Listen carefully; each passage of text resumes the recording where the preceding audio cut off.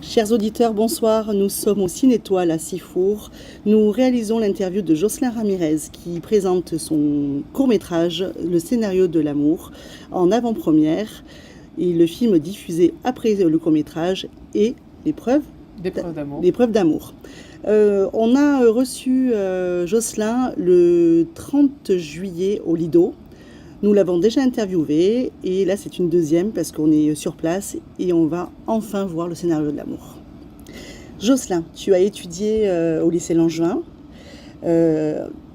Toute ta seconde, tu as fait la première, les 3 années de lycée cinéma. En option, puis voilà, en spécialité. D'où t'est venue cette idée de scénario ?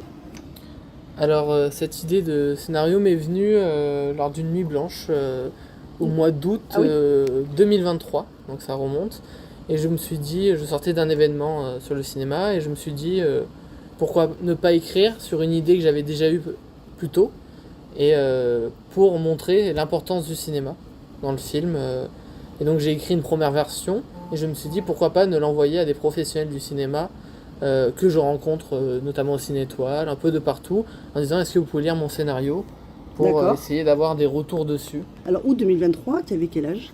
Août 2023, j'avais 16 ans, 16 ans.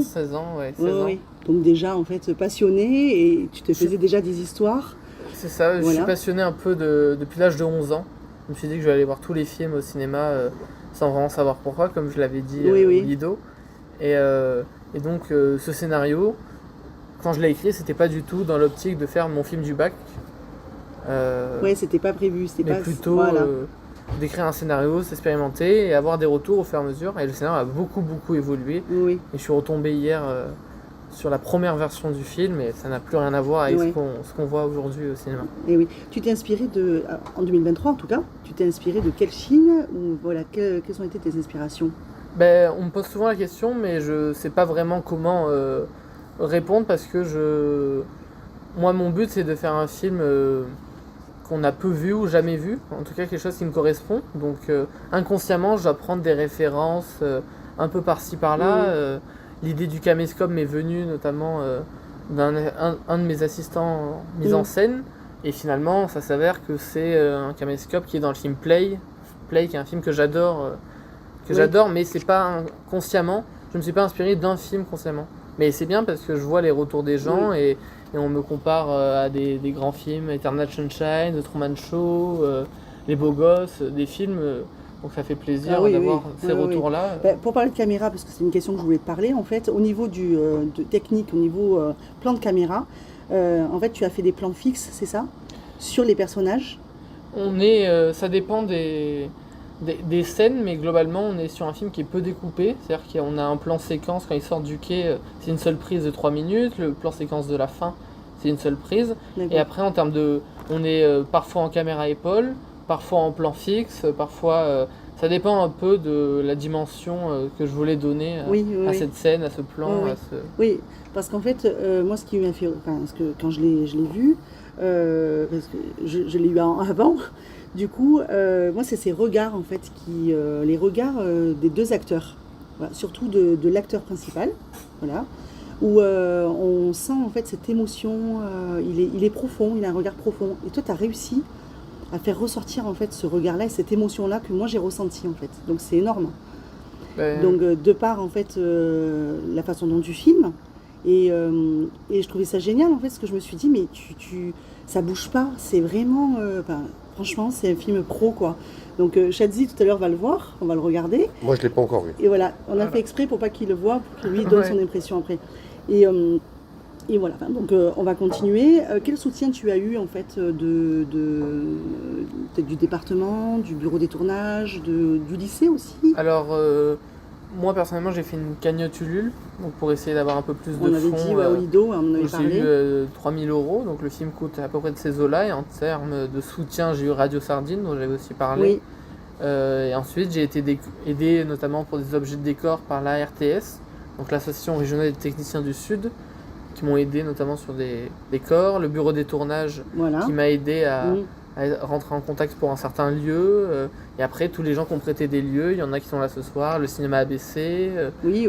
Et Sanary, parce qu'il marche dans Sanary. Hollywood aussi. Hollywood et La Ciotat. Il y a La Ciotat aussi. D'accord, oui. 3 journées, 3 villes différentes. Et le soutien de la femme aussi. La musique du film. Ah oui. J'allais t'en parler en fait, parce que du coup, le choix de musique, c'est. Voilà. Pareil, tu t'es inspiré de. Alors, de base, j'avais Où va le monde, le morceau de la femme que j'ai découvert un peu par hasard. Et en l'écoutant, j'étais en écriture du scénario et je me suis dit pourquoi pas la musique s'apparente vraiment à mon cours. Pourquoi pas les contacter un peu au culot. Ils ont adoré le projet, ils m'ont dit pas de problème pour l'utiliser gracieusement, donc c'est déjà gentil de leur part. Et en fait, au montage, on s'est rendu compte que beaucoup de leur musique pouvait être. Et en fait, en découvrant leur discographie au montage, en testant selon des idées, on s'est rendu compte que l'intégralité du film pouvait être avec la musique de la femme qui, je pense, participe à l'atmosphère du film. Et ils ont accepté, mais n'ont pas encore vu le film. Et pour parler du regard, comme tout à l'heure, en fait, tu as voulu faire ressortir l'amour masculin. Enfin, amoureux d'une femme, c'est rare, en fait. Enfin, c'est rare. Je pense que dans le film, il y en a au cinéma. Mais d'habitude, c'est toujours les femmes qui cherchent après le garçon. Oh, je suis amoureuse de toi, tout ça. Là, c'est lui, en fait, où on voit qu'il est fasciné. Il est amoureux de cette fille.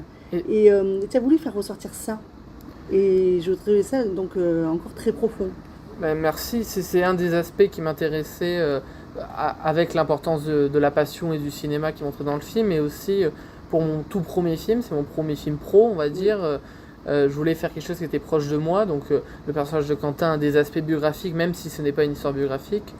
Ça n'est pas arrivé, mais sur ses regards, et ça participait avec le jeu de Gaspard, qui est, sans une seule fois l'annoncer, son amour, on comprend direct qu'il aime. Ah, au vraiment. Final, vraiment. Et elle est très joviale. Voilà, très vraiment, elle est vive, elle sourit. Et lui, il est toujours il a le sourire. Alors, il a le sourire dans la chambre quand il travaille. Voilà. Et on voit qu'il décroche, il est heureux. Et les personnages, en fait, tu nous disais en fait au Lido, lors de la première interview, que c'est un couple. C'est un vrai couple. Un vrai couple, ce sont des acteurs. Voilà, que tu as vu en fait, que tu as rencontré en casting sauvage. Voilà, en casting sauvage, dans une salle, hein, je crois, C'est ça, dans une conférence sur le cinéma. Voilà. Mais je pense que tout ce qui est regard, les relations humaines est un sujet qui m'intéresse par nature. Comme vous l'avez vu sur le deuxième film, Sous tes yeux, le regard est très important. Oui, je crois que ça va être ta patte, ça, hein, quand même. Hein. C'est vrai que le regard, d'ailleurs, c'est vrai que Sous tes yeux, le regard est impressionnant, des deux. Hein. Et là, pareil. Au niveau des acteurs, ils t'ont dit oui de suite sur le projet ? Ils voulaient lire le scénario avant et on les a vus en casting pour voir ce qu'ils donnaient. Ils ont tout de suite compris les personnages, compris la morale, l'enjeu du scénario. On proposait des impros qui sont dans le film, notamment à la scène de fin, sans spoiler, mais sur des dialogues où Émilie Rose a proposé des impros, donc ça montrait bien. Et moi j'ai eu un coup de cœur de suite par leur look, artistiquement, psychologiquement, donc c'était... T'as réussi du coup, tu les drivais, parce qu'en fait tu es scénariste, en même temps tu es dans la production. Oui, dans ce film, là, je faisais réalisateur, scénariste, producteur, exactement. La direction d'acteur, et ensuite le montage et l'étalonnage après. En combien de temps il a été Il a été tourné en 3 jours. En 3 jours. 3 jours, fin février, début mars, sur un week-end et le samedi de l'autre week-end. Et donc il y avait cet enjeu-là de gérer un peu tous les aspects de la production. Et sur les directions d'acteurs, je me suis amélioré. Les défauts et les erreurs que j'ai fait lors de mon premier film, je les ai moins fait lors de mon deuxième film. Et... Donc on imagine bien après la suite de Jocelyn. Parce que tu apprends de tes erreurs et en fait... il faut toujours apprendre de ses erreurs. Moi j'ai une question, tu nous parles de 3 jours de tournage. Moi j'ai toujours cette envie d'aller voir ce qui se passe derrière, en temps derrière, pour monter le film dans sa version finale. Ça t'a pris combien de temps ? Alors 3 jours de tournage, donc des journées déjà assez intensives, sur 3 lieux. On faisait les premiers jours c'est 8h 19h30, deuxième jour c'est 8h 20h, et le troisième jour c'est 15h 23h. Donc c'est quand même... Ouais, c'est déjà bien. Et en termes de montage, ce qui est intéressant, c'est que mon co-monteur, est mon chef opérateur. Donc c'est la personne qui tient la caméra, c'est lui qui monte, donc ça lui permet de monter ses images. Il a vu le tournage, et c'est très rarement le cas en fait. Souvent, c'est vraiment 2 postes à part. Et sur des petits tournages comme ça, le montage est très efficace en fait. Donc en fait, on s'est super bien entendu, je savais un peu ce que je voulais, il me proposait des idées que j'acceptais ou non, et il avait ce point de vue technique. Donc le montage, en termes de montage pur, hors étalonnage, en étant très rapide, c'est une semaine. Ouais. Une semaine intensive, on va dire. Et ensuite, il y a tout ce qui est étalonnage. Étalonnage, c'est-à-dire rajouter des couleurs au film, parce qu'on tourne et c'est très très fade en fait. Quand on regarde les rushs, c'est fade et c'est volontairement fade pour qu'on puisse créer une dimension artistique au film. Une certaine chaleur dans C'est les ça. couleurs. Ah oui, tout ça. c'est ce que tu verras plus tard, mais c'est vrai que dans le film, la lumière, enfin l'image, alors je sais pas comment on appelle ça, en fait, c'est vrai La que photographie, c'est très c'est très un joli. film qui est assez lumineux. Oui, c'est très très joli. Et je Ouais, trouvais que ça vraiment. s'apparentait bien à ce Vraiment. film-là. Au niveau, juste une dernière question, enfin 2 dernières questions, au niveau technique, vous étiez combien On Vraiment était techniquement hors figurant, on était quinzaine, vingtaine. Ah oui, quand même. Donc, hors figurant. Hors figurant, c'est-à-dire réalisateur, Voilà. chef op, acteur, Mm. assistant mise en scène. J'avais 2 assistants. Ce sont mise en des amis à scène. toi du lycée Il y Ou, avait 2 personnes du lycée.